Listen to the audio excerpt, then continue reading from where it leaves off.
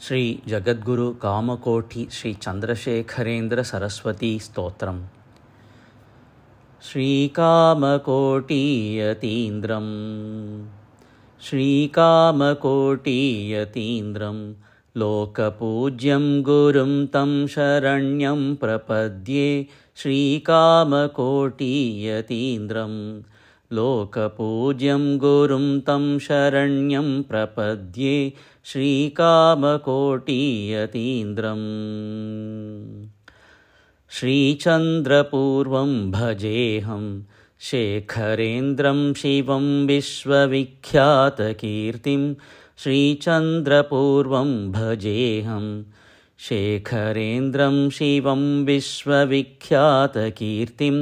ಶ್ರೀಶಂಕರಾಚಾರ್ಯರೂಪಂ ಪೂರ್ಣಬೋಧಸ್ವರೂಪಂ ಗುರುಣಾಂ ಗುರುಂ ತಂ.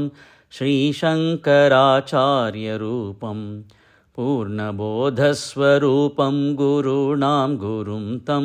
ಶ್ರೀಕಾಮಕೋಟಿಯತೀಂದ್ರಂ ಲೋಕಪೂಜ್ಯಂ ಗುರುಂ ತಂ ಶರಣ್ಯಂ ಪ್ರಪದ್ಯೆ. ಶ್ರೀಕಾಮಕೋಟಿಯತೀಂದ್ರಂ ಶ್ರೀದಕ್ಷಿಣಾಮೂರ್ತಿರೂಪಂ ಮೌನರೂಪೇಣ ಭಕ್ತಾನ್ ಸದಾ ಪಾಲಯಂತಂ.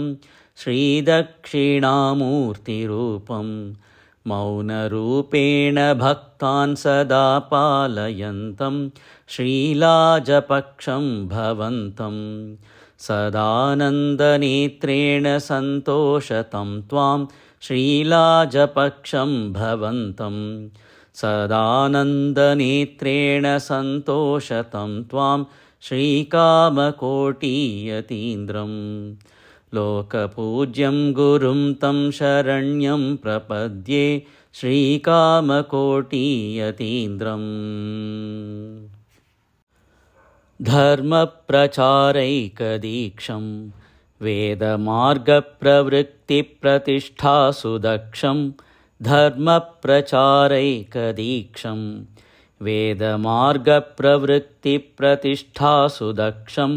ತ್ವಾಮೇವ ಕೃಷ್ಣಸ್ವರೂಪಂ ಧರ್ಮರಕ್ಷಾಧುರೀಣಂ ಪ್ರಸನ್ನೇಂದುವಕ್ತ್ರಂ. ತ್ವಾಮೇವ ಕೃಷ್ಣಸ್ವರೂಪಂ ಧರ್ಮರಕ್ಷಾಧುರೀಣಂ ಪ್ರಸನ್ನೇಂದುವಕ್ತ್ರಂ. ಶ್ರೀಕಾಮಕೋಟಿಯತೀಂದ್ರಂ ಲೋಕಪೂಜ್ಯಂ ಗುರುಂ ತಂ ಶರಣ್ಯಂ ಪ್ರಪದ್ಯೆ. ಶ್ರೀಕಾಮಕೋಟಿಯತೀಂದ್ರಂ ಭಕ್ತೇಷ್ಟಸರ್ವಸ್ವದಂ ತಂ ಚಂದ್ರಮೌಳೀಶಪೂಜಾಂ ಸದಾ ಕಾರಯಂತಂ. ಭಕ್ತೇಷ್ಟಸರ್ವಸ್ವದಂ ತಂ ಚಂದ್ರಮೌಳೀಶಪೂಜಾಂ ಸದಾ ಕಾರಯಂತಂ. ಲೋಕಾನುವೃತ್ಯಾಚರಂತಂ ಕ್ಷೇಮವೃದ್ಧ್ಯೈ ನರಾಣಾಂ ತಪಶ್ಚಾರಯಂತಂ.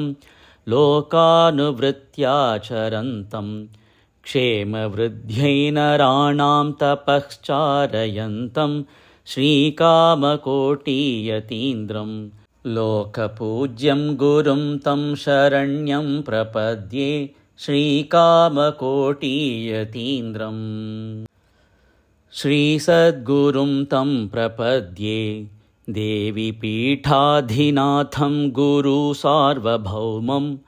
ಶ್ರೀಸದ್ಗುರುಂ ತಂ ಪ್ರಪದ್ಯೆ. ದೇವಿ ಪೀಠಾಧಿನಾಥಂ ಗುರು ಸಾರ್ವಭೌಮಂ. ಶ್ರೀಕಾಮಕೋಟಿಪ್ರಕಾಶಂ ಶುದ್ಧಸತ್ವೈಕಮೂರ್ತಿಂ ದಯಾವಾರಿರಾಶಿಂ. ಶ್ರೀಕಾಮಕೋಟಿಪ್ರಕಾಶಂ ಶುದ್ಧಸತ್ವೈಕಮೂರ್ತಿಂ ದಯಾವಾರಿರಾಶಿಂ. ಶ್ರೀಕಾಮಕೋಟಿಯತೀಂದ್ರಂ ಲೋಕಪೂಜ್ಯಂ ಗುರುಂ ತಂ ಶರಣ್ಯಂ ಪ್ರಪದ್ಯೆ. ಶ್ರೀಕಾಮಕೋಟಿಯತೀಂದ್ರಂ ತೇಜೋನಿಧಿಂ ಜ್ಞಾನರೂಪಂ ಜ್ಞಾನಮಾರ್ಗೋಪದೇಶಾಯ ಸಂಚಾರಯಂತಂ. ತೇಜೋನಿಧಿಂ ಜ್ಞಾನರೂಪಂ ಜ್ಞಾನಮಾರ್ಗೋಪದೇಶಾಯ ಸಂಚಾರಯಂತಂ. ಕಾರುಣ್ಯಸಂಪೂರ್ಣನೇತ್ರಂ ದಿವ್ಯಕಾಟಾಕ್ಷಲೇಶೇನ ಸರ್ವಾನವಂತಂ.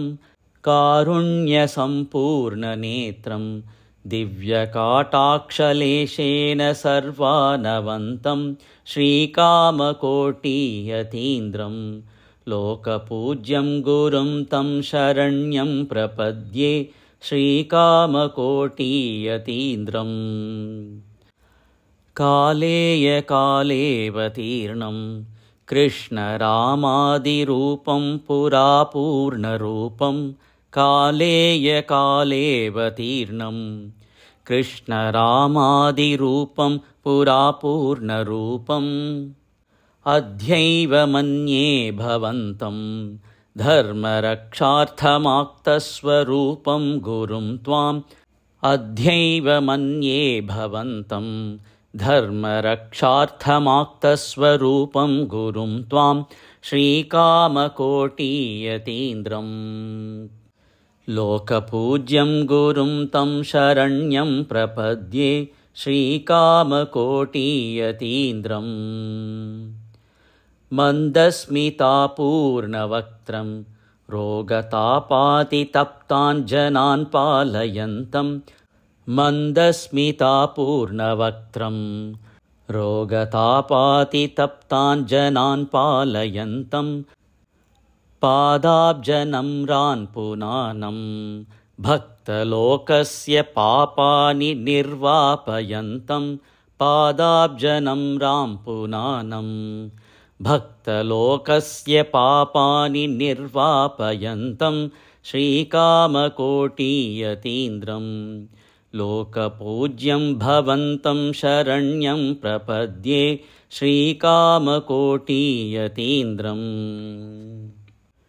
जन्मान्तरीयैः सुपुण्यैः दर्शनीयं मनोज्ञं मनोवाक्सुदूरं जन्मान्तरीयैः सुपुण्यैः दर्शनीयं मनोज्ञं मनोवाक्सुदूरं श्रीकल्पवृक्षं जनेभ्यः ऐहिकामुष्मिकादीनि नित्यं ददानं श्रीकल्पवृक्षं जनेभ्यः ऐहिकामुष्मिकादीनि नित्यं ददानं श्रीकामकोटियतीन्द्रम्। लोकपूज्यं गुरुं तं शरण्यं प्रपद्ये श्रीकामकोटियतीन्द्रम्। त्वत्पादमेवावलम्बं त्वदन्यां गतिर्नास्ति गुरो त्वमेव त्वत्पादमेवावलम्बं त्वदन्यां गतिर्नास्ति गुरो त्वमेव समुद्धरत्वं दयाळो जयेन्द्रपूज्योऽपि गुरो गुरुस्त्वं समुद्धरत्वं दयाळो जयेन्द्रपूज्योऽपि गुरो गुरुस्त्वं श्रीकामकोटियतीन्द्रम्। लोकपूज्यं गुरुं तं शरण्यं प्रपद्ये श्रीकामकोटियतीन्द्रम्।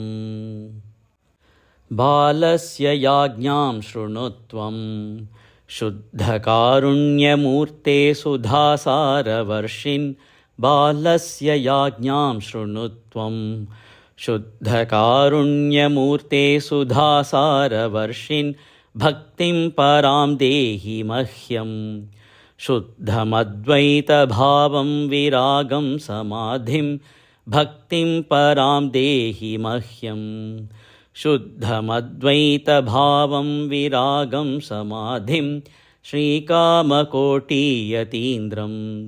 लोकपूज्यं गुरुं तं शरण्यं प्रपद्ये श्रीकामकोटियतीन्द्रम्। त्वं सद्गुरुः कृष्णरूपी धर्मरक्षार्थमाप्तस्वरूपो हि सत्यं त्वं सद्गुरुः कृष्णरूपी धर्मरक्षार्थमाप्तस्वरूपो हि सत्यं श्रीकृष्णगाथोत्सुकस्त्वं कृष्णभक्तिं परां मे सदा देहि शुद्धां श्रीकृष्णगाथोत्सुकस्त्वं कृष्णभक्तिं परां मे सदा देहि शुद्धां श्रीकामकोटियतीन्द्रम्। लोकपूज्यं गुरुं तं शरण्यं प्रपद्ये श्रीकामकोटियतीन्द्रम् शम्भुस्वरूपस्त्वमेव बाललौल्यं मदीयं क्षमस्वात्मदायिन् शम्भुस्वरूपस्त्वमेव बाललौल्यं मदीयं क्षमस्वात्मदायिन् पादाब्जयुग्मं प्रपद्ये नैव मुञ्चामि ते पादुकेऽहं पादाब्जयुग्मं प्रपद्ये नैव मुञ्चामि ते पादुकेऽहं श्रीकामकोटियतीन्द्रं लोकपूज्यं गुरुं तं शरण्यं प्रपद्ये श्रीकामकोटियतीन्द्रम् गोपालभक्तेन रचितं वाजपेयादिसन्तुष्टशम्भुप्रसादात् गोपालभक्तेन रचितं वाजपेयादिसन्तुष्टशम्भुप्रसादात् स्तोत्रं गुरूणां पवित्रं यस्तु भक्त्या पठेत् सोऽस्तु रूपादिशोभि स्तोत्रं गुरूणां पवित्रं यस्तु भक्त्या पठेत् सोऽस्तु रूपादिशोभि श्रीकामकोटियतीन्द्रं लोकपूज्यं गुरुं तं शरण्यं प्रपद्ये श्रीकामकोटियतीन्द्रम्